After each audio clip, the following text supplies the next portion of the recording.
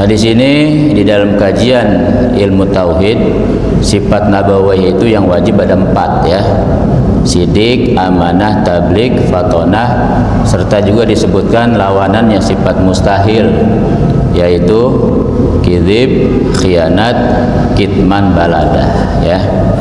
Itu namanya sifat nabawiyah. Ini menunjukkan bahwa di antara makhluk yang Allah pilih sebagai nabi dan rasul itu mutlak Allah langsung yang memilihnya tanpa ada usaha dari siapapun ya, termasuk dari usaha nabi dan rasul itu sendiri ya. Jadi kenabian itu nggak bisa diusahakan, kerasulan itu nggak bisa dicari ya, tapi semata-mata mutlak pilihan dari Allah Subhanahu wa taala. Yang pertama itu adalah sifat sidik.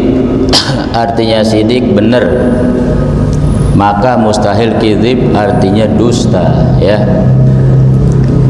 Sidik di sini benar artinya baik secara zahir maupun secara batin ya. Jadi seorang nabi dan rasul itu punya sifat sidik zahir dan batin, bahkan sejak terlahir ke alam dunia itu sudah punya sifat sidik gitu ya. Jadi bukan cuma udah jadi rasul doang, baru calon ya, masih anak-anak itu, ini sifat wajib yang 4 sudah melekat dalam diri mereka, sehingga nabi dan rasul terpelihara zahir dan batin sejak masa kecilnya. Jadi Allah langsung yang mentarbiyah mereka.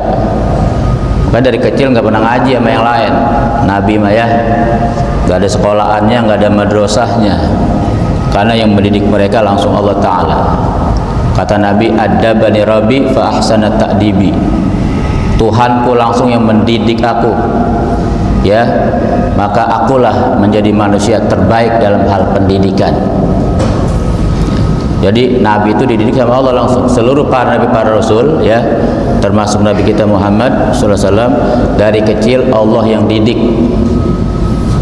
Jadi nggak ada nabi yang sekolah, nggak ada nabi yang ngaji di TPA, nggak ada yang pergi ke madrasah, dan nggak punya guru dari bangsa manusia. Siapa gurunya? Langsung Allah Ta'ala.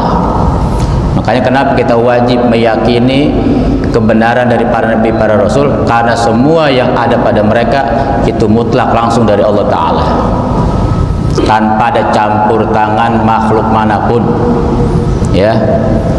Jadi kita wajib yakin sama nabi dan rasul apapun. Jadi kalau udah keluar dari nabi dan rasul, ucapan ataupun perbuatan, kita wajib langsung mengimani dan langsung meyakini dan langsung mengamalkan tanpa banyak tanya ini itu ya.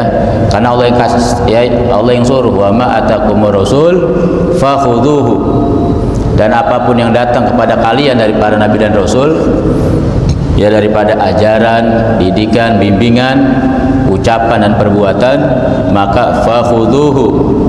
Fakhudhuhu itu pertama yakini dan imani, kedua jalani dan kerjakan apa yang mereka suruh. Itu dalam bentuk atiullaha wa atiur rasul ya. Jadi taat sama Allah, taat sama rasul itu nggak bisa pisah ya, sebab apa yang ada pada rasul itu langsung dari Allah, apa yang ada sama Allah diberikan kepada utusannya para nabi, para rasul. Makanya ketika Rasulullah SAW ya, sebagai salah satu nabi dan utusan Allah Ta'ala yang beliau langsung dididik dalam hal apapun oleh Allah Ta'ala, maka nabi memiliki ilmu seluruh para makhluk ya. Ilmunya seluruh para makhluk kumpul dalam diri nabi kita Muhammad sallallahu alaihi wasallam. Ilmunya malaikat, ilmunya para nabi, para rasul, ilmunya manusia-manusia terdahulu sampai manusia akhir zaman sampai hari kiamat, seluruh ilmu mereka kumpul dalam diri nabi kita Muhammad sallallahu alaihi wasallam.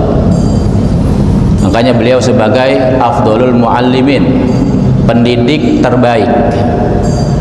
Kata ulama, seandainya kata nabi nggak punya mukjizat, Pak ya, kita kan sering dengar tuh mukjizat Nabi banyak ya. Seandainya kata Nabi nggak punya mukjizat tidak diberikan mukjizat sama Allah Ta'ala, maka cukup melihat sahabat itu mukjizat Nabi terbesar ya. Kita melihat para sahabat tuh yang hidup sezaman sama Nabi ya, itu sudah merupakan mukjizat Nabi. Loh kenapa begitu? Sebab emang itu sahabat siapa? Itu sahabat banyak, maaf, di antara para sahabat yang dulunya penyembah berhala. Banyak sahabat yang dulunya tukang berantem, tukang mabok, tukang main judi.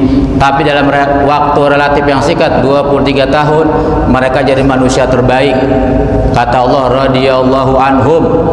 Allah ridho sama sahabat. Padahal dulu tukang nyembah berhala, tukang mabok, tukang berantem. Kenapa itu? Karena ada di tangan seorang pendidik terbaik. Ya, itu Rasulullah. Afdhalul muallimin, pendidik dan penyebar ilmu terbaik yang mampu merubah wajah bangsa Arab yang kelam, gelap gulita menjadi bercahaya dan terang benderang. Para sahabat dulunya, ya kita tahu dalam sejarah begitu ya, banyak yang bencinya luar biasa sama Nabi, bahkan tidak sedikit yang pengen bunuh Nabi.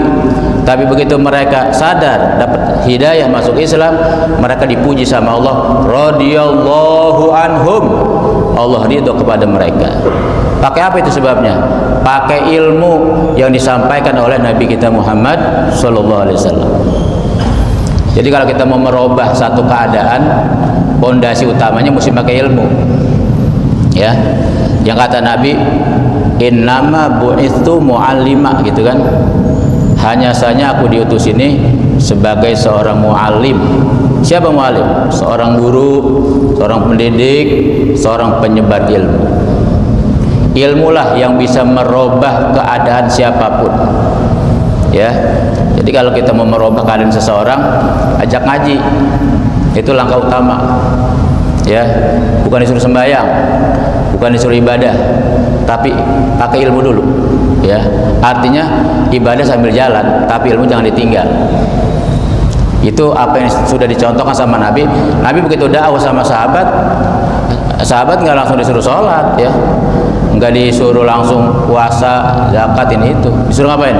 Disuruh lu kenal kepada yang menciptakan mereka, diajarin ilmu ketuhanan, ilmu keimanan, ilmu tauhid. Maka lewat ilmu lah semua berubah. Ya, sampai sahabat itu menjadi manusia-manusia terbaik yang kedudukan mereka di atas seluruh kedudukan para wali-wali. Para aulia itu kedudukannya di bawah para sahabat. Bahkan katanya ada sahabat yang kedudukannya di atas malaikat. Ya, ada sahabat yang bisa melebihi kedudukan mereka di atas para malaikat. Malaikat-malaikat yang umum nih, ya, itu ada yang di bawah, kedudukannya di bawah para sahabat-sahabat Rasulullah sallallahu alaihi wasallam. Itu karena apa? Karena mereka dapat sentuhan langsung dari manusia terbaik, dari pendidik terbaik yang ilmunya langsung dari Allah Ta'ala. Karena mereka para nabi, para rasul, termasuk Nabi kita Muhammad SAW, punya sifat siddiq, ya, benar dalam hal apapun, baik zahir maupun batin.